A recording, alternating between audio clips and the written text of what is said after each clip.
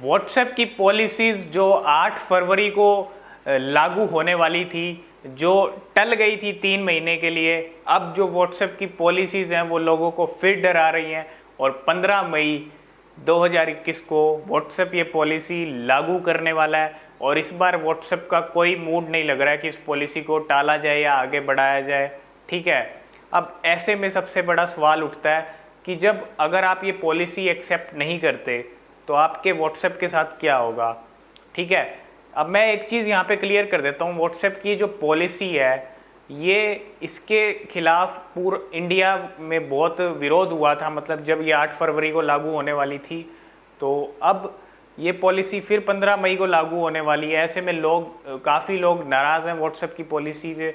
और नाराज़ क्यों ना हो, क्योंकि जो ये पॉलिसी है, ये जो अपनी पेरेंट कंपनी फेसबुक है उसके साथ इंफॉर्मेशन डेटा यूज़र्स का शेयर करने की बात हो रही है। यहाँ पे यूज़र्स का आईपी एड्रेस भी पहले भी शेयर करती रही है, यहाँ तक कि शॉपिंग डिटेल्स, जो आप शॉपिंग करते हो इन प्लेटफॉर्म से अगर कुछ भी, तो ये सब डिटेल्स एक प्राइवेसी का मामला हो जाता है और इसलिए व्हाट्सएप की इन पॉलिसीज़ का विरोध होता रहा है।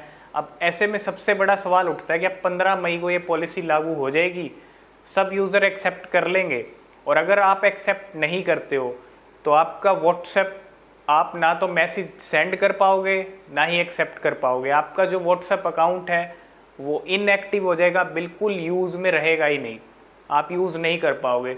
आपको इन पॉलिसीज़ को एक्सेप्ट करना पड़ेगा। ठीक है, अगर नहीं करते हो तो इनएक्टिव हो जाएगा, और जो इनएक्टिव अकाउंट है आपका व्हाट्सएप का वो 120 दिन में डिलीट कर देगा व्हाट्सएप, और उन 120 दिन में भी आपको मैसेज मिलता रहेगा व्हाट्सएप की पॉलिसी को एक्सेप्ट करने का। तब भी आप कर लोगे तो आपका व्हाट्सएप अकाउंट बच जाएगा। अगर ये पॉलिसी आप एक्सेप्ट नहीं करते हो तो आपका व्हाट्सएप गया।